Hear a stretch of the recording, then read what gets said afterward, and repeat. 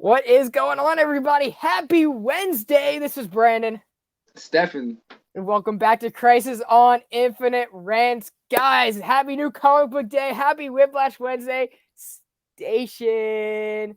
To everybody out there, be excellent to each other. Wow. Another Wednesday. We have a great video for you guys. Make sure you guys like and subscribe to the channel if you guys like this kind of comic book content. We have our top 5 underrated X-Men with 2 honorable mentions. So these are just characters that we think are underappreciated or not looked at the way that they should be. You know, maybe they are getting attention, but maybe they're not being appreciated. We're here to give our list out, and we encourage you guys to let us know who are your favorite underappreciated X-Men characters. We'll see you guys in the comments with your lists as well. This is a great show because we also have PCP Army Bad shopping content all day. We have Nick Comic Culture dropping his videos at 11 o'clock, and then we have Manny Tomorrow Cinema, who's doing a book review every Wednesday. So those kick off our mornings typically. You can find all of their links in the description below. You have this at 3 o'clock. This is like your little podcast where we get to deep dive into just regular comic book conversations. You'll have at your LCS. And then I think Herm is going to be doing something later tonight. If not, you might find us over on IG Live. So just be tuned for that. Other than that, yesterday I dropped a video talking about the DC Comics round robin summer thing that they usually do. Or it's not summer because it's like happening now in like the middle of spring or at the beginning of spring. But they're doing it, and I decided to do a video breaking down each of the titles and see what I'm voting for, what I'm excited. So definitely check that out. Yeah. That was a short little video. It was little like spring of the moment kind of thing, and then or spur of the moment, and then what do we have? Yeah, I think. Yes. And then Friday we have Archives coming out. We have Ultimate Fantastic Four dropping, and I'm excited for that. Oh my gosh, that was a fun show. That was a really fun show. I love Ultimate Fantastic Four, and I hope you guys look forward to hearing our thoughts as we revisit this classic tale, the first 6 issues of that amazing series right there. We have a very special guest. Steph, would you like to introduce our guest today? Oh yeah, this is one of the greats of the community.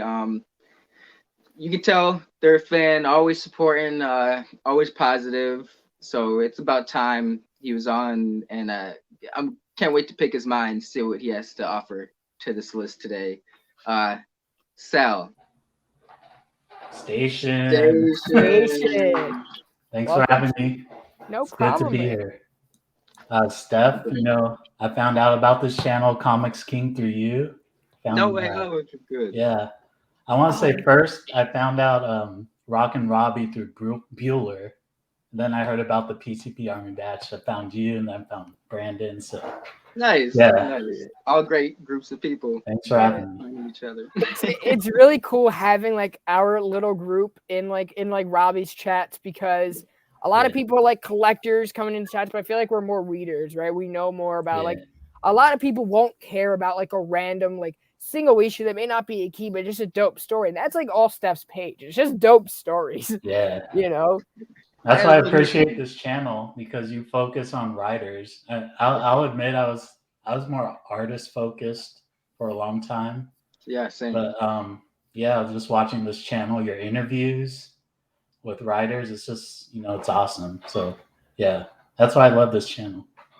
Thank you so much, man. We're really happy to have you here. Yeah, and I think for me, I'm a balance between both. You know, it's like not every day you get somebody who did like this masterpiece, who can write and draw. This is like the first thing I have, and it just proved my point. He drew in it. Double threat. That's awesome. Double threat. I love this so much. I love Booster Gold, and you guys should love Booster Gold too. But we're not here to talk about Booster Gold. We're here to talk about X-Men. Let's get started with the 2 honorable mentions. Steph, who's your first honorable mention? I'm sorry. This is 5 most undervalued. Yes. Okay. All right. 5 most underrated X-Men. Underrated. All right. Oh, I had to loosen my shirt a little. Sorry. You're going to have to zip that up. You're going to have to zip that up right now. So honorable about underrated. So yeah. I'm just playing with you. No, not at all. I'm gonna go with Warpath for an honorable mention first. Nice. For my honorable mentions, I chose people who have had their time in the sun, and have proven their worth, but for whatever reason, as of right now, they're not being utilized, kind of being slept on. I think that's definitely Warpath. Early 2000s with the Brubaker, the Fraction Run, the Craig Kyle, Chris Yost X-Force stuff.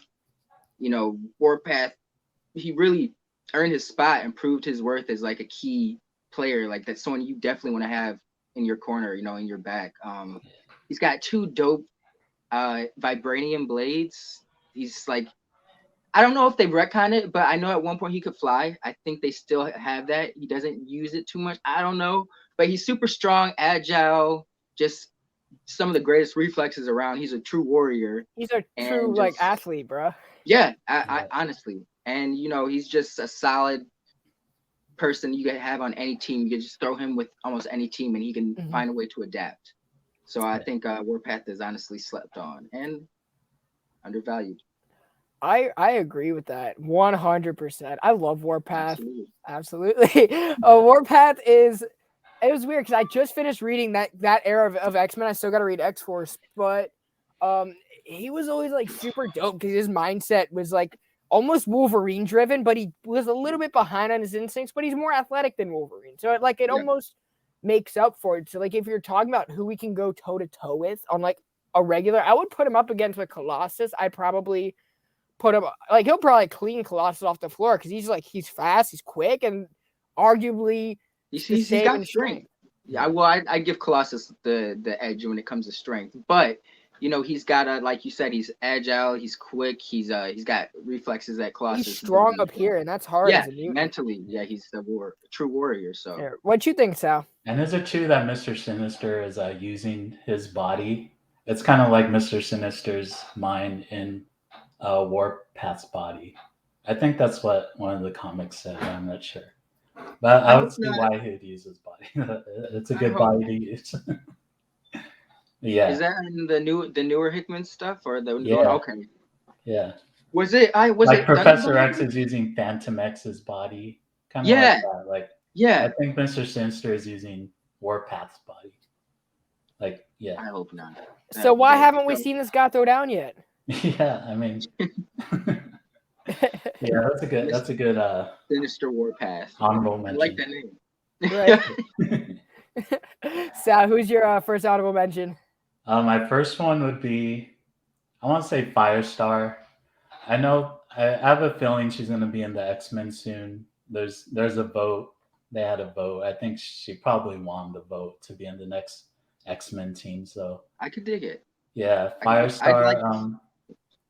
She has similar powers to Sunfire, but you could draw it differently. She has like microwave powers, so it kind of melts. Can melt the ground, and I like her. Mostly, I like her background with Emma Frost, how that would play out, because Emma Frost trained her in her limited series. So I would love to see that interaction. So I think we'll see her soon, Firestar. Yeah, great pick. A lot of people. I'd like to see her interact more with the mutant world, because she does have a lot of deep ties to it, but she's like, for whatever reason, more associated with like the New Warriors brand, Avengers, Busiek era. But no, she was Spidey and his amazing friends. Come on now, like I want to see her and Iceman at least on the team together or something. Yeah. Right. Dope. Has she talked with Iceman since he came out? I haven't read anything. I mean, maybe a little, but I don't know. I can't recall. I can't recall off the top of my head. But I would like to see Firestar. Yeah, again, like you said, for the sake of her interaction with Emma and the fact that Emma's getting this big push as like the wisest person on Krakoa. Like for some reason, she just has even when she doesn't have the answer, she has something. Yeah. And I would love to see like her kind of taking Firestar under her wing too a little bit more, pairing her with Kate. Why they switched it from Kitty still bugs me to this day. That'd be kind of cool. Like, in essence, one of Emma's students became an Avenger. Like, that's a fact. Like, a lot of people don't acknowledge that Emma's a great teacher. Emma, this is And not going to turn into the Emma Frost show. As much as I want it to be. she's the best lover of Cyclops. So no, we won't yes. go. Okay. Well, it was confirmed. It was confirmed. But Fraction and Dodson confirmed it, and they wrote it. So I won't argue. No. Go check it out. Yeah. My honorable mention, I don't think anyone has her on this list. She is a mutant that I absolutely adored when I read Grant Morrison's new X-Men. This is Dust. She's an Afghani mutant. Sal, did you pick her? No. Okay, because you looked at me weird. I was like, I didn't tell you this, but I made lists of what I think you guys are going to choose. Nice, yo! I'm curious. At the end, I'll open them up and see how I do. All right. Yo, I had to re-edit my list at the last minute because I realized I threw someone on there that I threw on almost all my lists, and I was like, let me try to be a little bit more objective. Thank you. Yeah. Instead of being so fanboyish. So yeah. Well, you guys probably know who it is. But we'll get to that. Yeah. Is it Maggot or Chamber? Maggot. I'm not saying. Neither, actually. Yeah, but I chose Dust because I think like if we're talking about representation, I think she fits almost all agendas. She's a female, she's Afghani. We don't see a lot of Afghani characters in the 616. And I honestly think that her character is very useful. She's very resourceful. She's very caring, and she's just always there. She's always in the right spot, and a lot of times on your X-Men team, it's hard to have that one person who's just always in the right place at the right time. You cannot teach that, and I think like that's a skill that Dust has. Her ability to just like see the floor and see what's going on. She's a very patient character, and you don't see her strike too often, but when she does, it's always accurate. So I think that speaks volumes about her character, and I would just love to see her more on like the New Mutants, or even the book that Teenie Howard is doing. What is it, like Secret X-Men? I think she's doing with like Marrow leading the team. I think that's another great place because Marrow's also. I was gonna put Marrow on this list too. Marrow, I love Marrow. Yeah. Yeah. So that's my first honorable mention. I'm giving it to Dust. Shout out Grant Morrison. Good pick. I was just thinking about it. I think Morrison actually debuted Dust shortly after September 11th. Maybe like early 2002. Like this had to be a few months, which was, looking back on, I didn't kind of recognize until now. I was like, it's actually pretty ballsy, and I respect Morrison quite a bit for that because that was a very tense time for, Muslim people, and Morrison showed that, Morrison was trying to show that, don't judge a book by its cover. Like not everyone is the same, and Justice actually she's very level-headed. So I think that's a great choice. Like she doesn't really give into her emotions quickly. Like she always kind of thinks things through. Right. Kind of reminiscent of like they haven't really pushed it, but I could see it. Her being like a Storm, a Danny Moonstar, Kitty Pryde. Like she doesn't say a lot, but when she does, it's worth being heard and worth being said. So I think that's a great choice. I like that. I like that comparison a lot to some of those other characters. Cause I think like once she like gets the courage, she could be a great leader. I think that's like the only thing holding her back is her her lack of courage. Yeah. I think Vita Al is on the New Mutants, and she uses a lot of those characters. Yeah. Not too much, but she's aware of those characters. So they do. There's hope for her. Yeah, Vita's pronouns are they them. They them. And Grant Morrison. So when we're talking about that, and Grant Morrison. Yeah. But let's move on. What is your second honorable mention, Steph? This one was the one I had to edit at the last minute. Oops. I throw them on everything, but they deserve to be on everything, and it is Havoc. Now, like I said, my honorable mentions were people who have seen the limelight. They've had their time in the sun, but right now, for whatever reason, they're being slept on. Havoc is being slept on. This man was there from nearly the beginning of X-Men, has led many different types of teams, has led his own Avengers team, handpicked by Captain America himself. Yes. And right now he is kind of on like the Breakfast Club or the Reject team of Krakoa. You know, like Hellions, like Orphan Maker and Nanny, like are so even Grey Crow are kind of obscure for someone who's led an Avengers team to be thrown in a squad with them. And I know they've written it for story reasons, but even then, it's still a little jarring and confusing, and I think disrespectful to his overall legacy as a character. Hell yeah. So you know, I'm all for Alex Summers. So hell yeah. Station to him. Yes, the best Summers brother ever. You know, and I think like for a lot of newer readers that were invited during this Dawn of X era, this is a complete middle finger to the character. It's like, oh, here's his brother, all in the spotlight, doing everything. And then you have this guy who's twin brother, or not his twin brother, his older brother, who's leading a team of, like you said, misfits. You know, it's almost like Puma and Timon. Like Timon's going out doing the cha-cha in front of all these hyenas, and then there's Puma, who's running for his life, you know? And I'm just like, no, Havoc is so much better. And Puma was the one who was really spitting bars, you know? But, you know, so I love Alex. You know, I think he is a great character. He's one of my personal favorites, of course. You know, I like him more because he opened up his wife to me, and we're happily married. But Sal, what you think about Havoc, man? You think he's underrated or overrated? I knew it was gonna be on someone's list, so I agree. He's I think he's always gonna be in the shadow of Cyclops. Just kill Cyclops again. I think he had to kind of get rid of Cyclops for Alex to really shine. Yes, sadly. I mean, either has to die. Do we have somehow. any problems with that? Do we have any problems with that? No. Have you guys ever read Mutant X? Mutant X? No, I didn't read that one. So, like in the late '90s, they ended X Factor, and that ended with like Havoc dying, but his spirit or soul was transferred to another alternate reality, and he inhabited the body of an Alex of that. It looked just the same of that reality, but in that reality, he was like the leader of the best team there was. Like he was the Cyclops of that reality. Nice. It was pretty good. I think it ran for like 40 some issues. Okay, but I'll put you guys in backstage. I'll check it out. Worth it. It's a good pick. I agree. I feel like with Cyclops around, he's always gonna be second fiddle, or even if he's not trying to be like Cyclops, people will compare him to Cyclops. You know. So. But who did they task to take down his evil brother Vulcan?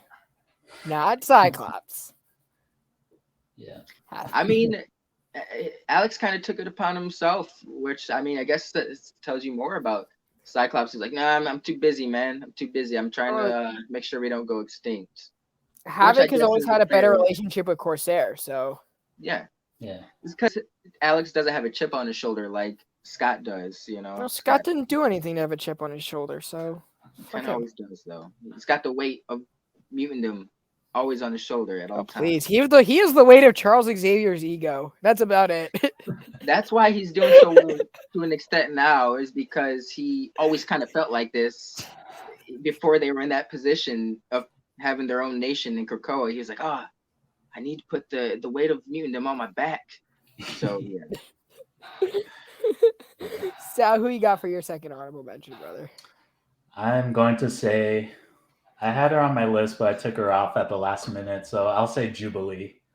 I think she has enough of a fan base that she's never going to be too underrated. Yeah. I think more it's her power set that is overrated. It's described as fireworks a lot, but Emma Frost said it's actually more powerful. It could go to a subatomic level, and she could kind of ignite atoms, I want to say. Yeah, she's like splitting her fireworks are actually her splitting atoms on like this in the smallest way possible, so it's like not so damaging. But with that in mind, like if she could control, if she was powered up, she could just like almost disintegrate someone. So. There was and this it came out like in 2000, but it was what was it called? But it had all these Xmen Legacy Visions or something like that. But it had all these different. It was like one page takes on like artists and writers visions for the X-Men if they were ever given the reins to go free. And on one it would it could have been, no, it wasn't J.H. Williams. Might have been. But everyone, there was like 7 X-Men, Wolverine, Phoenix, Storm, but everyone's like power levels were like pushed to the limit. Yeah. And Jubilee's were she was one of the 7, and they're like, not now with her powers pushed to the limit, she doesn't just do fireworks, she can like level cities with the snap of her finger and stuff like that because of I think that's a great choice. Jubilee, because her playful personality too, I think she's always gonna she's stuck in that kind of like sidekick kind of you can have her mature up a little. She could lead a team. Just lead another Generation X and that's it. I would love to see it. Yeah. But she is stuck in that, that yellow raincoat kind of look where you don't take her as seriously, but they even tried to give her a baby to kind of. I feel like that was a mature age, and it's still it kind of reminds me of like Teen Mom type stuff. Like I like Dad's Mom or something like that. Hey yo, but when Saturnine came for her baby, she went off. Like she was like busted, man. I think it was like an Excalibur 6. So Steph, you probably would have dropped it by then. 6, I collected the first arc and dipped after that. Yeah, I think you would have dropped it by then. It was either like 6 or 7, because like right before it was like during the time where like Richter was also trying to be trained by Apocalypse to like be Apocalypse, and Richter was like, "Oh, I love you, Apocalypse." And Apocalypse like he's like salty at the world now. I love Richter. Justice for Richter. Justice for Richter. I'm gonna make a movement. So Sal, we did. You said Jubilee. I'm going. Steph said earlier he wanted to be objective. I said, let me be objective, but also fanboy at the same time. I'm going with Polaris. I think she's super underrated. Wifey. Hello. Why am I waving to you, Steph? Hello. She's over there. I mean, she is on the X-Men right now. She's all the way like in bed already. Yeah, she's waving. So I think that she's super underrated because in her family, she has the same power set as her father. So obviously, when there's a time for someone of magnetism to be needed to bring an audience, it's not going to be Polaris because Magneto is a stronger fan base. Obviously, I think that is wrong on all cylinders because Polaris adds a dynamic to the group that brings a lot of wisdom at her age and brings like a lot of like behind the scenes observation that like a lot of times goes unnoticed. And in Peter David's X Factor run, that was really seen. We're seeing that now where she is a very pivotal member of that team. She's very important in today's X-Men. Leading the X Factor with Leah Williams, she had a good role. And it's not like the only reason why she's an honorable mention and not on my top 5 is just because of the fact that she is getting exposure. And I think her fan base is strong, but I think like her power sets, other than like the recent issue of X-Men where she just went full ham on everybody. I think it was X-Men 5 where she put on the shades. I think it was 5. So yeah, it was like, other than that, she's been freaking underutilized, and it's like we have not seen her go ham like that. So I want her to like unleash all of those bottled up feelings because she still has them, and she has to live with her family. I also want her to like be in a relationship because I think she needs it. I think like she's one of those, like, I don't want to say this character needs to be in a relationship because they need to be in a relationship. Like, I think being with somebody else could bring a lot out of her and could help her kind of cope with her years of family drama. That's not always the biggest sunshine on her side of things. I mean, she should be with Havoc, right? But but Havoc is allowing that. Havoc's like a no-no.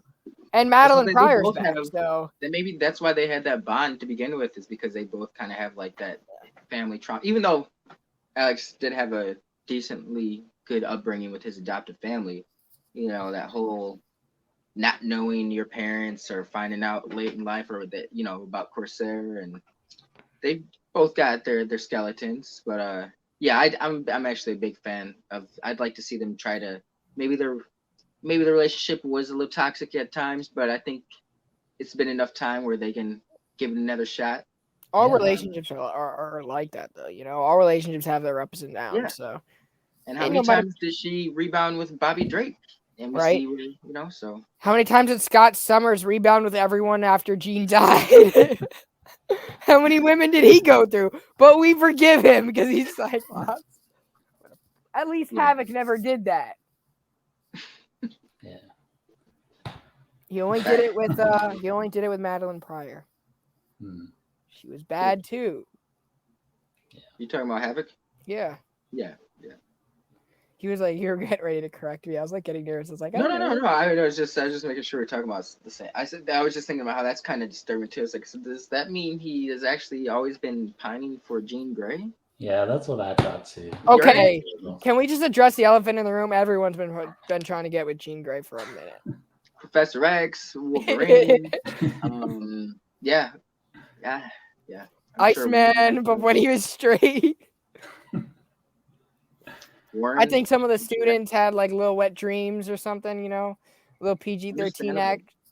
Come on, I'm sure if Kid Omega had the chance, he would be. Didn't Glob have a crush on Jean Grey? Or was it young Jean Grey? I think it was teenage Jean Grey. But still, that's Jean Grey. Maybe if he had a crush on teenage Jean Grey, he could definitely transfer it to mature Jean Grey. Yeah. So yeah. Exactly. Everyone All right. Jean. Let's get into the top 5 because we're already like 25 minutes into the show. Top 5 underrated X-Men. Stefan, kick us off, brother. What you got for us? All right, top 5. I'm gonna start with Sunspot. All right. Now I say underrated because this man has I wouldn't say the most diverse power set, but he can fly. He can shoot energy blasts, absorb like solar energy, which in turn can give him super strength. A lot of people forget that he can be very strong if he wants to be, sometimes rivaling the Hulk. And he's got money, and he's a laid back jokester. Like that's writing gold to me. Like he's right. He's if you've seen him and Sam interact, you see he's a very loyal friend. So it's like when he's got his mind to something, he's gonna get results. I don't want to compare him to say he's like the mutant Tony Stark, but he's almost like that, He's almost like Angel, a great benefactor, but he's actually a little bit more threatening in a fight. I personally feel if Angel doesn't have the Archangel persona going on, he's not much of a threat in a fight. Those wings can get clipped very easily anytime. We've seen not it happen to Sunspot. Yeah, I was gonna say it's happened many times. Sunspot, not so much. But yeah, I'm gonna go with him. I like that pick. That's a good pick. Thank you. But, he is a really powerful character. I'd love to see him more.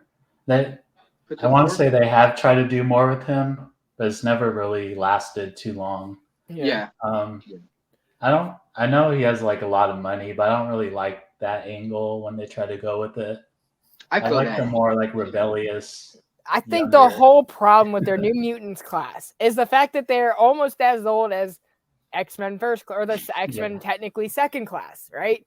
Yeah. Which, I mean, other than Magic, who is almost like the younger of the bunch anyway, is everyone is treated like they're on the same level, but you're not going to put them on the new X-Men team, right? You're not going to put them on the new X-Men. You're not going to put them on the main X-Men team. You're not going to call them New Mutants anymore because that's more of your Kid Omegas, your still like your Scout, your who else would still be there? For some reason, Karma's still on that team.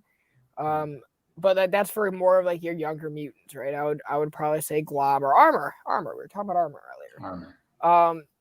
But it's like it's weird because they don't know what to do with them. And I'm just like, just make them X-Men.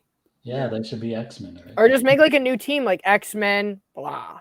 And I've always appreciated how Sunspot looks when he's using his power.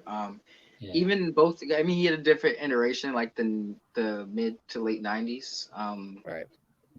Had to do something called, I think it was Rainfire, but it was more of a slimy, a void look almost, as opposed to his more classic pitch black look with like the dots surrounding him. But either way, he's always had a cool visual look, and he slept on. Yeah. Oh, I agree. Who you got, Scout, number 5? Number 5, we talked about this yesterday on your reviews, so this is Mr. Banshee, Mr. Sean Cassidy. Hey, that's a great choice. I chose this because in the recent issue, or X Deaths number 4, X Deaths of Wolverine, this guy was butchered literally. He was skinned by Maura McTaggart. I feel like Banshee's like, he's a guy. That's hard to is say. skinned. I'm sorry, it's spoilers. No, it's He's gonna forget about it when he reads it. He'll be like, he's gonna be like, what the fuck?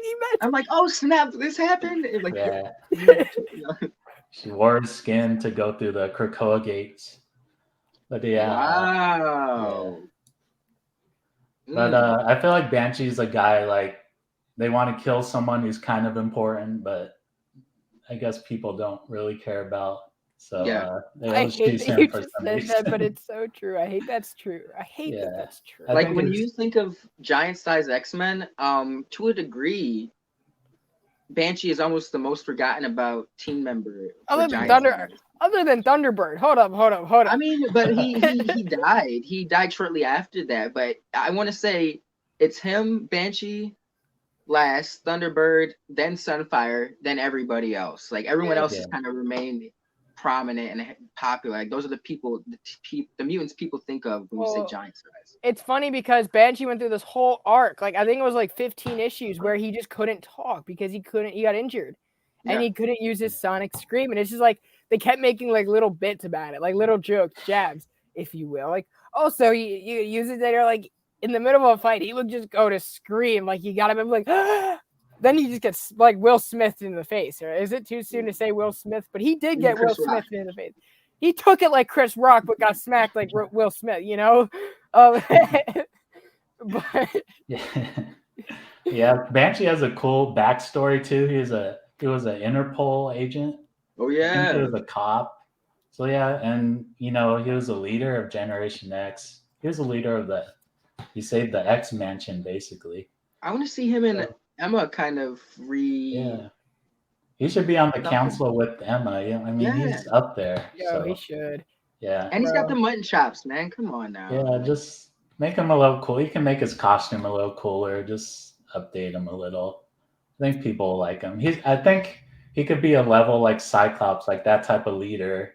But he's more approachable than Cyclops. He's like a guy you can have a drink with. He's not because he's Irish, right? Yeah. Oh yeah, because he's Irish. Yeah, because he's Irish. Dude, that's my pick. That's a great pick. I did not put Banshee on there.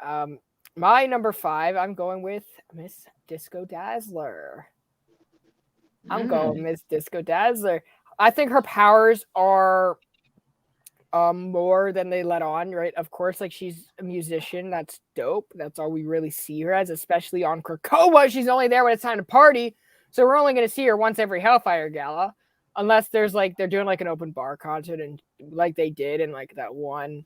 Oh my gosh, what was that one issue? I think it was Way of X. Yeah, that one Way of X issue where like they were talking and she was like playing music in the background. But like when you're dealing with sound, I think like that's powerful enough, and especially with her, who's kind of been involved with the classic X-Men team, and then it's just like, yeah, she has a fan base, but it's almost like the Spider-Gwen treatment. It's like she has a fan base that's just never tapped in. It's like once that's unlocked, it just has the biggest amount of potential ever, right?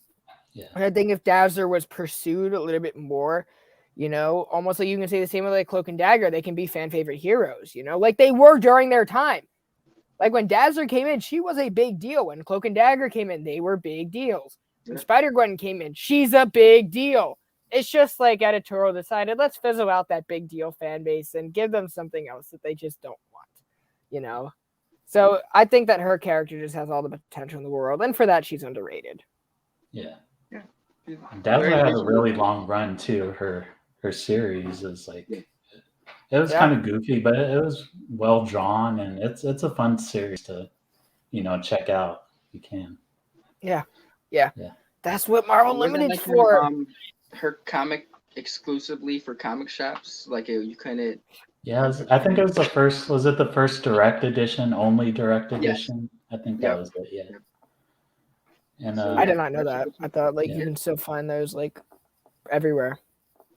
And I want to say it was a John Romita Jr. Yep, JR. Yeah. His style looks really different. Yeah. He hadn't found that signature look yet early on. Yep, JR. You guys can hear him talk about it here on the channel. We've had the chance to interview him. So just go to the Creative Corner playlist, click on John Romita Jr. He talked about it for like 2 minutes because it was a quick interview. But it's John Romita Jr. Nice. Yeah, I really like Dazzler, so I'm glad to have her on this list. And we are on the number 4 spot. So Steph, kick us off, brother. I'm going to go with Maggot. Maggot is a cool, very obscure character. His power is his digestive system, I guess you could say, takes the form of these two giant, like worm-looking like creatures that can pretty much devour anything, and they can get energy from it, I guess, and he can in return absorb them, and it buffs him up, so he's like extra strong and stuff like that. Now, he's not. That's not the best power set, but I think he's underutilized or underrated, is because you could experiment with his power set. Like, who's to say that his maggots couldn't absorb some great blast or eat some adamantium, and he can absorb that and become like adamantium himself. Eat some Taco Bell. Yeah, maybe that, yeah. But he's got a really cool look. Very lanky. He's Aborigine. If I missed it? Okay. Yeah. And he's got like, I'm sure he'll probably change his look, but he's always had this weird, but it was cool, like one strand of like white long hair, and wore sunglasses a lot. But when he hulked up or energized, I guess you could say, he'd get really buff and his skin would turn blue. Like, he looked completely different. So I think he's a unique mutant that definitely they could explore more in terms of I think he has more to offer than what we've seen if writers would explore more with him. So I think he's underrated for that. Well said. Nice. He doesn't look like a traditional X-Men. Like, right. I think because he has like his slugs or whatever look like metal technology. That's not usually, X-Men. That's not a mutant power. Right. You usually see. So I have lots of metal technology. Both hips. Bionic man. A half bionic man. They're half replaced. Maggot's not a character I'm too familiar with, so like, Steffi, I'm gonna have to hit you up for He's some obscure. He wasn't around for very long, to be honest. But like mid to late 90s, he kind of got killed off for a while in the early 2000s, so he didn't have a very long reign. But I know he's been brought back, but he's visually cool, and I think he could do wonders with him. Yeah. Right. He kind of had an attitude too. He was a little bit pompous. I think that's mostly why people didn't like him. He was the best. Kind of rude. Yeah. Yeah, he's rude. Yeah. But I want to see him again. I think he could bounce off of certain people if they found the right team, to personalities or stuff like that. Yeah. 100%. What you got for us out for number 4? Number 4. This woman is a doctor. She's Puerto Rican. She's from the Bronx. I printed it out. This is Dr. Cecilia Reyes. Yes! Yo, I was going to put her on, but then I was like, someone else is going to take her. Bro. Yeah. She was in a recent issue of New Mutants, just for a little bit. She's on Krakoa. She's just like a doctor who pops up every once in a while. But I really liked her because, to me, she's more of a human with mutant powers. She's not really like I like her for her humanity, I want to say. She was resistant to join the X-Men. She didn't want to be part of like the team. She didn't want to use her powers to fight. She could create force fields around her. I think that's her code name. She doesn't really go by a code name. Yeah, she just kind of died. Cecilia Reyes, yeah. It's Dr. Cecilia Reyes. But I think she goes by force field sometimes. But I just like the idea of having a medical doctor on the team, someone in the field. She has a good personality. She's a good person. She could use her powers offensively and defensively. Yeah. Yeah. That's my number 4. Not a bad choice at all. I do remember reading about her during Operation Zero Tolerance with Bastion and all that, and yeah, she really didn't. She was content with her life, working in a hospital, being a doctor, and the fact that she found out she was a mutant that didn't even use her power. You know, she didn't even use her powers, but because she was a mutant, her life got turned upside down and kind of was like destroyed. So it was kind of like forced to stick with the Xmen for a while. Yeah. But she was really reluctant and didn't have nothing to do with them. Like, this is not my life, guys. I don't do superhero stuff. I work at a hospital. I save people. I do medicine. That's what I want to do. Like, you know, I didn't ask for powers. I'm not mad I have powers, but I have no interest in using them. But because I have powers, my life has been turned upside down. So yeah. She's definitely she's very optimistic. I think they need more.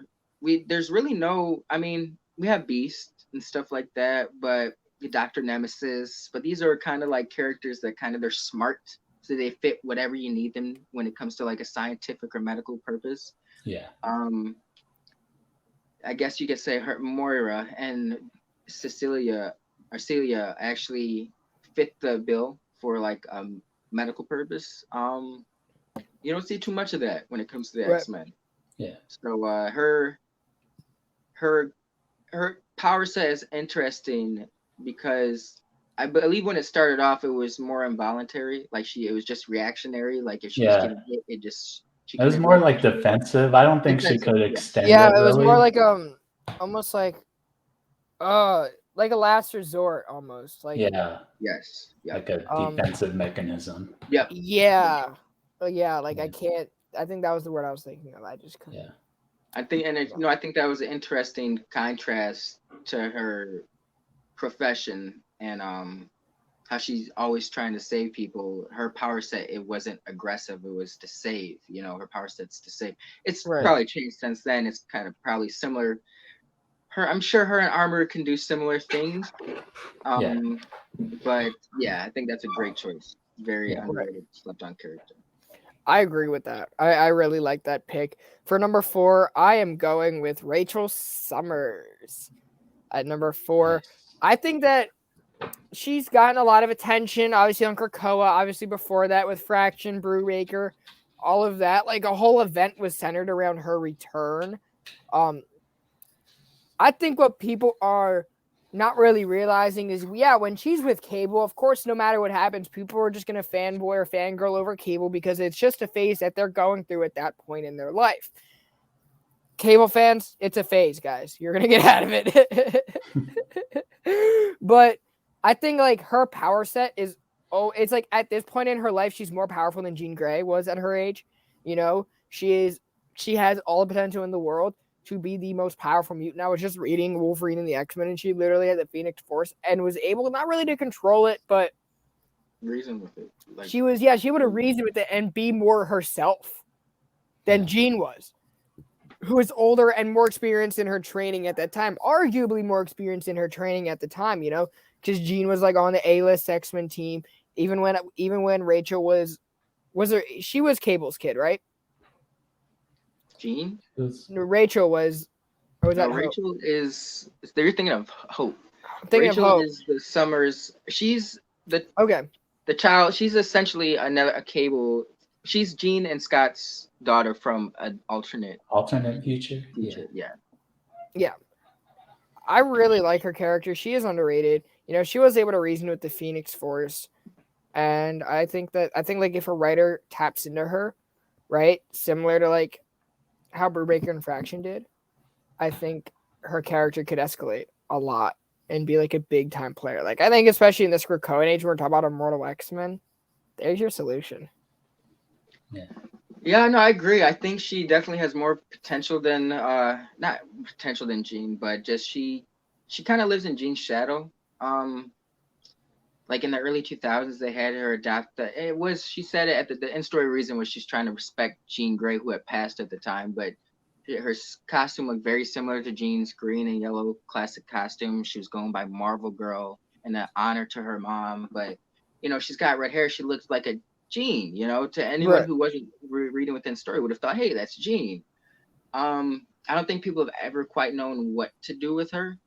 Like, you know, that whole Prestige thing we recently had with Xmen Gold. Like, why'd she change her name to Prestige? Why does she have a cape? It doesn't make sense. She's definitely got a lot of potential. She's got a tragic backstory, to be honest. Like, kind of grew up in a very traumatized situation. Was abused she was a mutant hound for Ahab and stuff like that. Yeah. Right. Forced to track down her own kind, you know, against her will.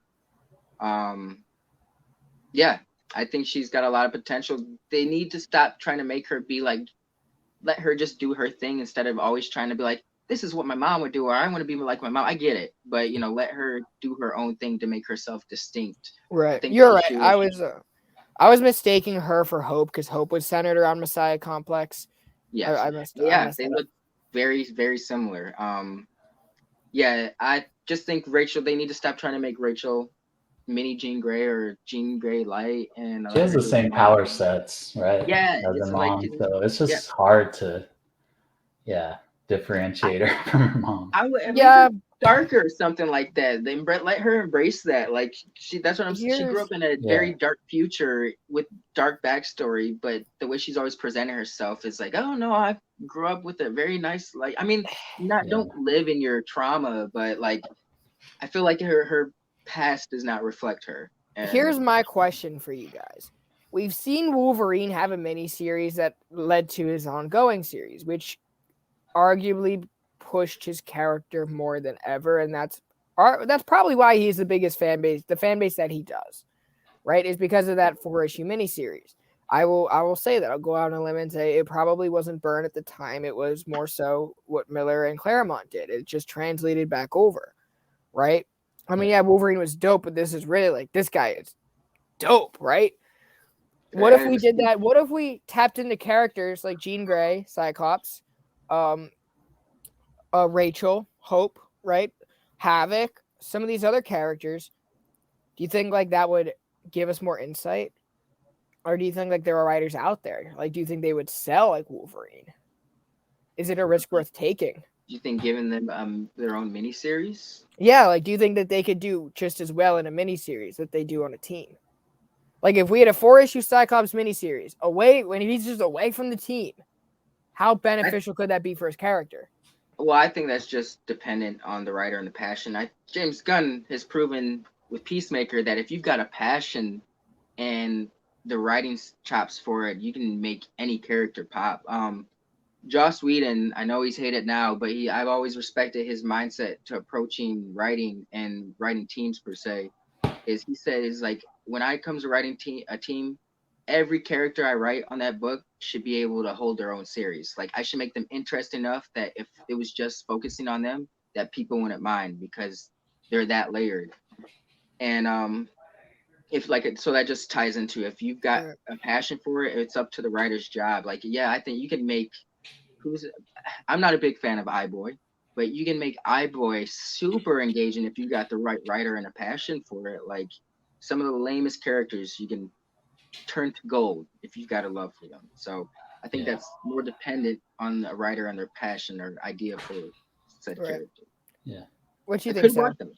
And it's just to add, good. It could do a lot of good exposure as well with an idea. Right. Yeah. What do you think, Sal? Well, I think I talked to you before about this, but I like the Adventures of Cyclops and Phoenix miniseries. They're kind of by themselves. Scott Lobdell and Jean Ha.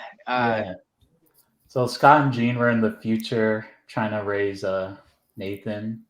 They're kind of deep. I think they still had powers, but they're mostly depowered. And I appreciated Scott and Jean after that miniseries. So I would do something like that again. Just send them off to the future. Right. You can have someone like Havoc just shine, take over the Xmen when Cyclops is gone. And they could hold their own miniseries. Right. Cyclops, Jean, especially Jean. Yeah. Yeah. So we are moving on to our top 3. I'll go first this time around. Actually, Sal, do you want to go first? Sure. Who you got for number 3? Number 3, I chose she's kind of obscure, but Her name's Serge. She's like a 90s. Nice. Yeah. Yeah, that looks very 90s-esque. I don't think I've ever heard of her before. Yeah. I think this is Randy Green who drew her. You could replace her with any like kind of young X-Men. I was just kind of browsing through the mutant list. And Right. she was a cool one. I think I like her because she doesn't look like a typical X-Men. She Right. kind of has these gauntlets. She's always gathering electricity around her, and she has the potential to overload. So she has these gauntlets to help her, Right. streamline her powers. Yeah, the Surge. So she's basically basically Nitro without being Nitro. Yeah, yeah. And she can use her powers for like short bursts of super speed, which is pretty cool too. I might have already said that. I just like her. Yeah, I just like her design. I think she would attract like younger readers. Yeah, she almost the looks gauntlets like a are cool manga looking. Character. Yeah. The blue hair. I like it. Yeah, characters like I want to say like Pixie and Blink. They don't look like X-Men, but right. I forgot Blink on my list. I was literally thinking about Blink like this whole day when I came down to making my list. I forgot about Blink. I would have replaced her with Rachel. Sure. I would have. The only thing with like when people say like Blink or like Mimic, I think of the Age of Apocalypse or Exiles versions, because there hasn't been really much done with 616 Blink. Like she doesn't really have a personality of her own. And well, let's give her one. I mean, go for it. But I think when you say like Blink, you're thinking of Exiles, Age of Apocalypse. Yeah. Steph, who do you got for number 3? Number 3. So okay. So we went to Sal first, so we're back to you, and then I'll go last. Gonna go with Maverick's Multiple Man. Nice. Yes. You would think for a bunch of characters trying to run a nation like Krakoa, you'd want enforcers or as many foot soldiers to keep things in order as humanly possible. Maverick's perfect guy for that. I'm just kind of surprised that we don't see him more in books like X-Force, like helping Sage run her command center and stuff like that. Like to do all the little, maybe they're just the police force of Krakoa. There's a situation, they respond to it. They just kind of like the follow up. But if it gets deeper, almost like Iron Man's like Iron Legion, like send out the Iron Legion. Just send out the Multiple Men. Yeah, send out the Multiple Men. They're like the stormtroopers. You just keep throwing them to beat down the situation until you send in the powerhouses. He's actually a very funny, very layered character. Very human. He has got a lot of insecurities, and you get to see that exemplified in his duplicates. It's kind of cool because sometimes it's like at certain points you can't always control which duplicates come out, so it might be an aspect of his personality that maybe he's not even aware of. Subconsciously, it's something going on with, and it will manifest in a duplicate, which it kind of makes him a liability, I guess, in that aspect. But it's just a cool moment. You can get a lot of cool, interesting takes when dissecting someone's personality or what stuff they internalize. And but beyond that, he's just he's multiple, man. Peter David did a great run with him on X Factor. Matthew Rosenberg's miniseries. What's that? Matthew Rosenberg's miniseries. That was a good one. Peter David actually did a miniseries for Madrox that led into his X Factor. It was just called Madrox for the Marvel Knights line. Pablo Raimondi was on art. He's shown that he started off as like just a sidekick joke character and showed that he can be the leading man. And that's not many characters can transition to that or say they've done that and done it well. For that reason, he's underutilized. Like he's kind of taken a back seat since these are like early 2000s with Peter David's X Factor investigations, kind of led into the 2010s and stuff. But it's been almost going on a decade since he's seen his heyday, his limelight. Right. So in that aspect, I say he's underrated, and we need to put him back. I agree. He needs to be more than Krakoa's finest pharmacist. Yes, thank He you. was an X-Corp, right? I didn't read that series. What a waste. Yeah. You didn't miss anything, so don't worry. You did not miss anything. Steph, tell us how you really feel about that book. The less said, the better. We regret that. Hey yo. Yeah, so I'm gonna round up my number 3. He just literally he was the MVP, but also like the MVP, and that is Forge. You know, anytime you need something, you're going to Forge, and he's like everyone's favorite person kind of thing. Like, you know, it's like whenever I need a favor, you're going to Forge, and it's like one of those guys. Like we all have friends that we know are always there for us, but we just like never hit up. Forge is that guy. Like unless you really need him, you're just like he goes so unnoticed, and he does everything for Krakoa, everything for the Xmen. And how many times in the books has anyone looked at him and said, "Thanks, Forge"? When have you ever seen somebody say, "Thank you, Forge"?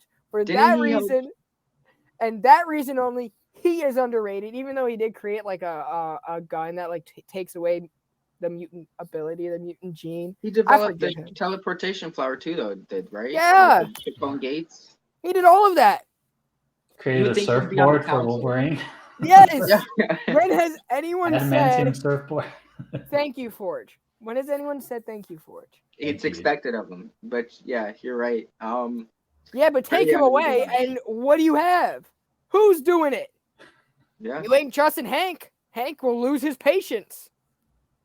Start taking things on his own initiative. Yeah. That is kind of crazy that he's not even on the council or placed on any sort of special council for how involved he is in the day-to-day life, activities of Krakoa. Him and Cypher.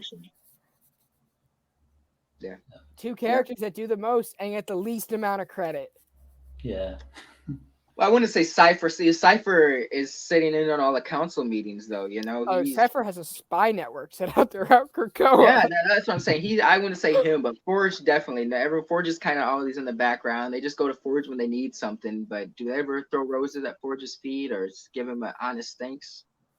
No.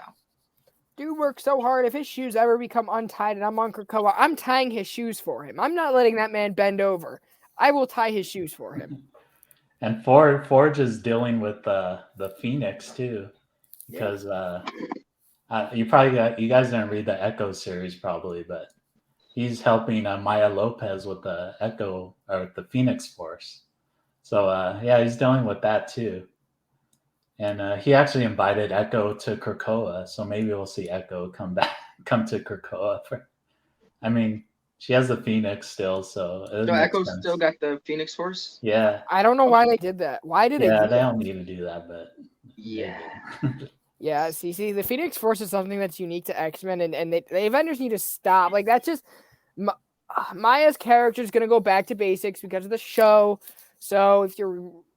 I don't even care to bother. They're throwing her around titles like Daredevil, Avengers, now maybe X-Men. They're just... I don't know why they're moving. Let's try to give her everything before her solo series, which is going to revolve around Daredevil, so we're going to give her back to her basic form anyway. Yeah. Just kill the character and restart.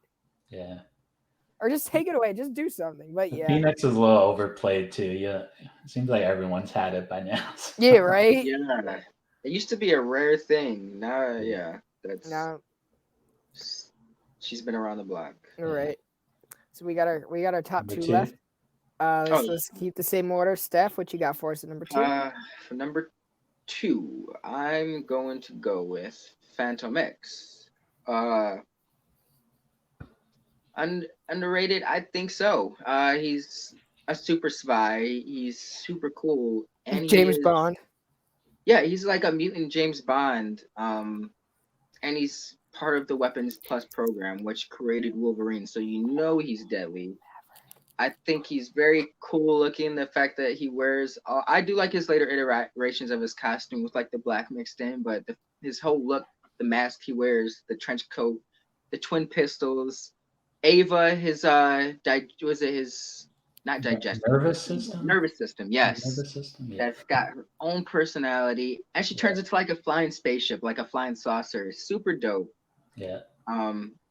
Phantom X is one of those guys who's an asshole, but someone you want in your corner as well. Like, you know, when shit hits the fan, that he's someone to definitely, it might not always be in your favor, but he's gonna get out of the situation. So if you can keep up with him, you know you'll get out of the situation more or less.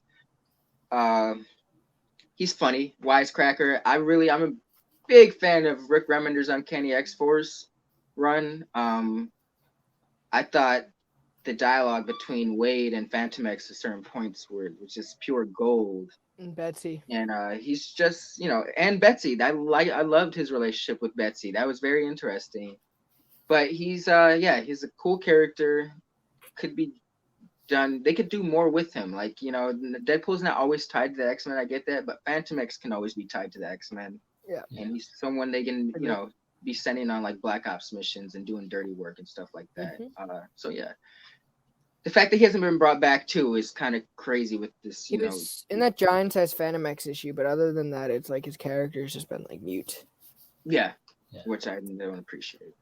Yeah. So yeah, Phantom X number 2. Good pick. Thank you. And thank you for pushing that Kenny X-Force story on me. I really enjoyed it, and I'm sorry it took me forever. You know, way the backlog. Way of the backlog. Who you got for number 2, Sal? Number 2, I got you probably have this on your list up. It's Danny Moonstar. Hey! God damn it, that was my number 2. So I'm gonna change mine up. I'm gonna change it to number 2. Oh sure. I think Brandon, you showed me that panel where it says Danny is as much of a leader as Cyclops. That was gonna be my point. I was gonna say that. True. We're both thinking the same thing. But yeah, she could. I think she could graduate to the main X-Men team. I'd like to see her on the main X-Men team.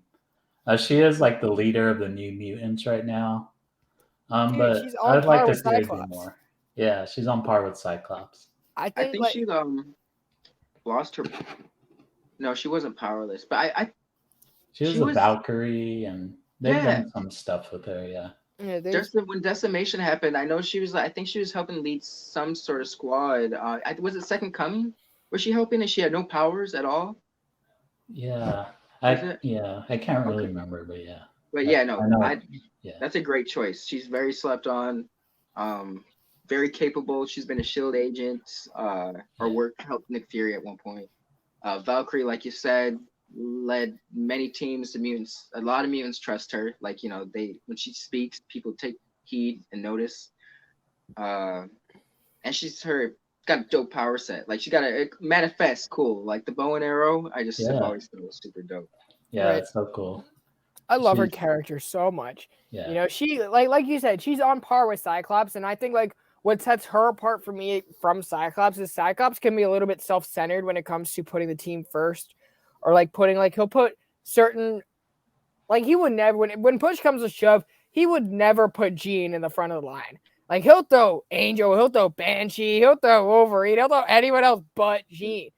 I think Danielle is more objective when it comes to like making those fine line decisions, right? Because she knows her itinerary, she knows her team members so well, right? Yeah. It's not like, oh, I'm gonna throw you in there first because I don't like you, or okay, always Wolverine, or it's always gonna be Karma because we get in fights, or it's always gonna be Rain because she can do what needs to be done. You know, I think she's very well balanced in how she treats the members on her team. I think she is very underutilized, and she has a lot of experience. Like we said, a SHIELD agent, Asgard, X-Men. You just marked all of the check marks, right? Yeah. For versatility. So I was going to pick that as my number 2, but because you did, I'm going to go throw in a quick audible that I didn't rehearse. I'm going to throw in Maverick because we were talking about Weapon Plus, and I'm like, oh, Maverick. I forgot about Maverick. I love that guy. I think his relationship with Wolverine is so special, and I think it's so slept on. Ben Percy touched on it a little bit, but then he had plot movements to fill because he didn't do that. So he had to go chase down that pothole and leave Maverick in the dust, and I didn't like that. Maverick should be on X-Force at this point in Krakoa. I think I think especially now that we're gonna have Sabretooth coming back to haunt Wolverine, I think now is a great time. I would have loved to see him involved in the lives and deaths of Wolverine. He didn't, which just shows me his character is just underappreciated. He should do one of two things. He should be fighting with the Morlocks on Madripoor right now, or he should be on X-Force with Multiple Man. Imagine an X-Force team of Multiple Man and Maverick. Put Domino on that team, and you literally have no one is breaking in. Warpath on that team. 4 people who would all kick some freaking ass, some freaking butts. For all the kids out there, they would all kick butts. I'm for that. I like Maverick, and I think he has a very troubled origin story. I think it's something like we cannot relate to. His relationship with his daughter is really special because he was taken away, and he's trying to. It's almost like the Punisher lost his family. Now that he's like regained it in the ongoing, he's going to try to fill up lost time. Well, the only difference is like Maverick never chose to leave his family. He never chose to go to war. He was like kind of dragged into that a little bit. Like he went to war, he came back to be with his family, and then he got dragged away. Right. So it was like he's not making up for lost time. He just feels that regret for his family, not really vengeance, but that regret for his family. Right. And I think like that's the biggest difference between him and like someone like the Punisher is Punisher has all the vengeance in the world. Maverick has all the regret. And I like his character. Yeah. I love his character. It's a good pick. That was a late honorable mention. That was a late switch up because someone stole my number 2. Yeah. So I thought you said honorable mention. I was like, I had to go improv mode. We know you're true number 2 though. Okay, yeah, it was Daniel Moonstar. It was Daniel Moonstar. Steph, who's your number 1, bro? This one I could not be. I had to be a little biased about. We should be no shocker if you've seen me talk about Xmen, but oh yeah, you talk about Xmen. My man I've Chamber. never heard you say Chamber. Sal, you Jonathan ever heard him say Stas- Chamber? I would have never thought that. I would have never He's known. super slept on, man. He looks cool. He's got like half a face. He's always like on fire from like the chest to right here. He's speaks in people's heads, so it's like he's got a lot of untapped power potential. Like he's a living bioenergy essentially. So it's like it led me to believe that if his body were to be destroyed, he could just be like a energy form, and still live. The fact that he can speak in people's minds shows that he's got some latent or like to a degree some telepathic ability, which maybe if he trained more, he'd get more powerful as a telepath. He looks cool and scary at the same time. Like there's certain kids that probably think he looks freaky because he's a dude with like half his chest blown off and his lower half of his face. But then there's some kids that think, oh, he looks so cool. Like he hits both of those marks. Just visually super cool looking. He is definitely powerful. He always likes to be there for his teammates or friends. Throughout Generation X, there's a lot of people that confided in Jonathan. Yeah. He's cool, bro. Like I've always thought Chamber was super cool, super slept on, and he'd be a good representation for mutantdom when it comes to being on the forefront. So I'm gonna go with Chamber. Yeah. He has a really cool design. I just love seeing him on any team basically. Yeah. It doesn't matter what he's doing. His energy signature with these like a flare coming out the back and let him wear a cool like long trench coat. Yeah. It's on fire. Yeah. That's a good choice. I like that pick a lot, even though I'm not surprised, but I think who was talking about it? I think it was Cy Spurrier who saw you were asking him a lot about Chamber. And he was giving a lot of ideas for the character. I would love to see him in Way of X. Yeah. I think that would be great from the work with Nightcrawler. I think Cy Spurrier would actually write a great Chamber. So he is a challenging character to write.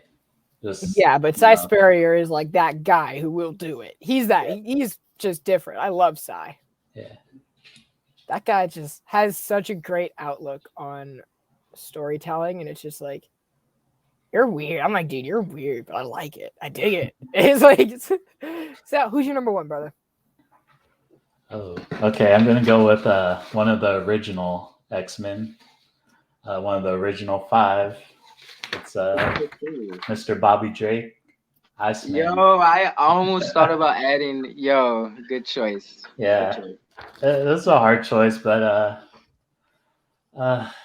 he hasn't been used lately. He's a mega level mutant. He could really just do cool stuff with his powers. He could literally just be vapor. He could transport. He could go from one end of a river to another, instantly. He could do all kinds of cool stuff with his powers. And he just adds just so much to the team, just lightheartedness, comedy. Right. He doesn't have to be funny. He just needs to be utilized more. He has a great power set. Yeah, I just like to see more of him. I agree. It's funny you said Bobby because I thought about it, but I was like, man, he's an OG X-Men. People might, but I think he's kind of slept on. Like you said, he's super powerful. And Wolverine in the X-Men, he was dope. And people like Bobby. Bobby's one of those characters that it's easy for other characters to confide in him. He's kind of not everyone's best friend, but no one has a problem confiding in Bobby or letting Bobby know what's kind of. He's trustworthy.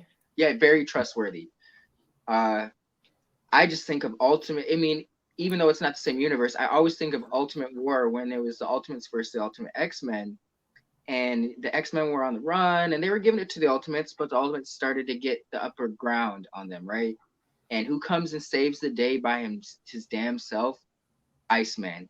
He freezes like half of New York City. Like, you just see this giant snow. They do like this epic panel. You see like New York or an island of New York. You just see like this snowstorm going through all of New York, and you see like everyone freezing except for the mutants. Like, he was like, I gotta check that out. Yeah, it was epic, man. But if teenage Bobby can do that, I'm sure 616 Bobby can do something of very similar effect. 616 Bobby has been obliterated, like broken in half, and come back from like vapor, like you said, so like mist. And then Emma has possessed him and kind of boosted his powers, so he has more potential.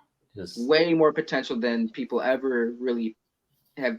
If it's not like an alternate universe or something, Bobby's generally not really pushing himself or doing stuff like that. Like we've seen even in Age of Apocalypse how deadly or powerful he was. So yeah, I think that's a great choice. Bobby's definitely underrated. I think because he's like come out in a way that was really controversial, because like not a lot of people agreed with it. Now I'm not saying that it's right or wrong, because like characters grow and change, right? But I think like the way that they did it was almost forced in a way. Yeah. I don't want to say if that's too insensitive, because this is a character who was created in 1964, right? It's not like, okay, Tim Drake, I can argue, because in the 90s, right? Not very many years. Is he a favorite? Yeah, but not very many years, right, to him. Same thing with John. Iceman, it's a little different. Because I never really picked up, and I've read a lot of X-Men. Did you guys ever pick up on him like coming out, or was that like, because you guys were both picking up books at the time? Like, I mean, maybe I don't want to say I never noticed it. Maybe I wasn't looking for it. Maybe there was subcontext that went over my head.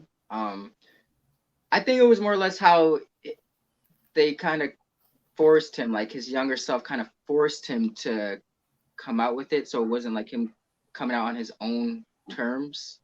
I think was the problematic situation behind it. Right. He was kind of put on blast, like, yo, isn't that still the situation? He's like, bro, no one knows about that. Like, I haven't really brought that up yet. So as long as the character doesn't change, like, I don't care about sexual orientation, anything. If he's still Bobby Drake, acts like Bobby Drake, I don't care. Like, yeah, you can date an alien. The thing is, like, he wasn't Bobby Drake. I mean, certain writers took certain liberties with him after that, but that, he's still been Bobby Drake more or less. Good point. Case in point, I don't mind that he's a different character, but when they did New 52 and Wally West 2, with Wally West 2nd,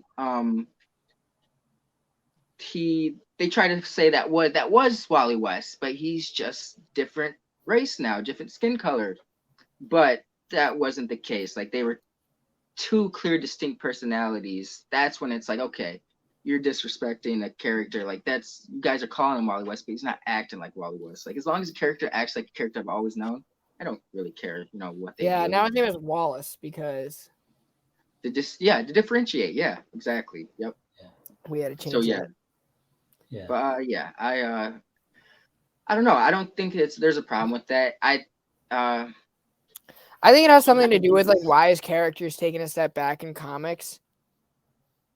Why do you say that? I think like, and I like Cena Grace. He's a friend of the show, but I think that run or his time on Iceman changed a lot of people's opinions on Iceman and the way that he handled it, because it wasn't Bobby Drake, like true to form. Yeah. It wasn't, and that's my point. Is like even now, it's like I think his character just took a step back.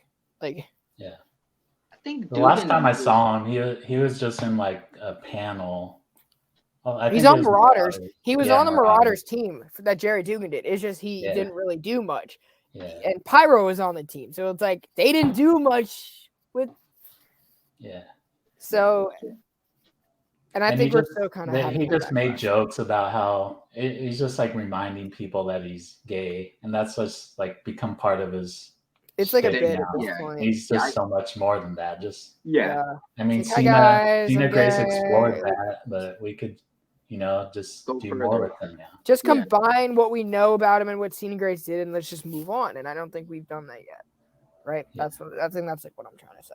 Yeah. And my number one is Pixie. Yeah. So, we had to talk about Pixie. British character, very beautiful. She's like the modern day Kitty Pryde, or let's say Jubilee, if you will. I think these kinds of characters are always so underrated because when we get to see what their daily life is like, we get a lot of empathy for them, and we're just almost waiting for their time to shine. And that was Pixie's goal a lot of times, right? Is being on the Xmen team when there really wasn't an Xmen team, right? Like, all she wanted to do was prove herself that she belonged, that she could fend for herself, that she could be a team player, and she could, like, bring the X-Men almost really, like, back to form in a way. But, she was there and they moved to San Francisco. She got beat up by a bunch of muggers, and she still never gave up. She still was the one who, like, flew down and stopped the crime from happening. I forget exactly what that group was called. But they're like some anti-mutant group. Mutant Liberation Front? Yeah. Or the weren't they the Hellfire school? Yes, the Hellfire, whatever they were called. The Hellfire Squad, Punchers, whatever. Yeah. That Hellfire Club soldiers for Yeah, so it was she's cool, I think that her character is really slept on in the fact that all she wants to do is prove herself, And characters like that, when they have when they're strong mentally, their potential is just so untapped. And I think she's a character that comes from a very caring place. And I really like to see what they do more with her. Yeah. She's I appreciate her optimism. She's a very bubbly character, and she's visually distinct, which always kind of helps, whether she's got the whole pink hair or right. Ilyana took part of her soul and she kind of had the darker with the pink streaks or something like that. They kind of gave her more of an edge.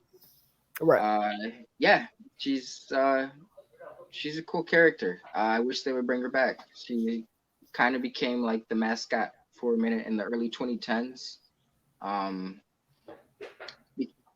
And the fact that she can teleport, she can use the teleportation discs like Ilyana or spells, and she can teleport more people than Nightcrawler. So I think at the time when they were pushing her, that kind of led to Nightcrawler's death, because he was kind of we've got Ilyana and Pixie, why do we need all these teleporters?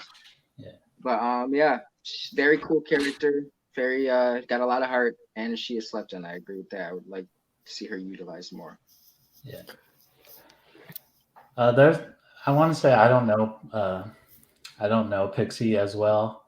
I kind of left the X-Men for a little while. I think it was that time period. But I did see her and I was like, is that an X-Men Pixie? And I read about her and she's a really cool, mutant. Yeah.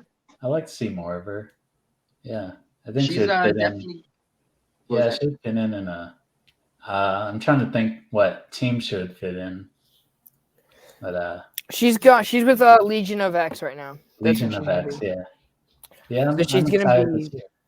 Yeah, so she's gonna be with Legion and Nightcrawler. Yeah. Oh, okay, nice. Yeah, so that's gonna be under Cy Spurrier's pen. Nice. Thank you guys so much for tuning in today for our top 5 underrated X-Men characters. This was a lot of fun. Make sure you guys follow Sal. His link is going to be in the description below for IG. Sal, brother, thank you so much for being here, man. Thanks for having me. It's a fun time. Always, man. You're always welcome. This was a lot of fun. Yes, you're worth it. Station. Make sure you guys stay tuned for the PCP Army Bad Batch, dropping content all day long to fulfill your Wednesday or catch us on the rewind so you're playing us throughout your whole week. We always enjoy making a lot of fun content for the community and just really focusing on all assets of pop culture. That's why we're all here. Steph, what you got coming up, brother? Dylan's Horror Show this Saturday, I believe, at 8 o'clock Eastern. I believe we're going over the movie Midsummer. Nice. Yeah, pretty intense movie. Looking forward to it. Tune in. I've watched that like 5 times, I want to say. Have you really?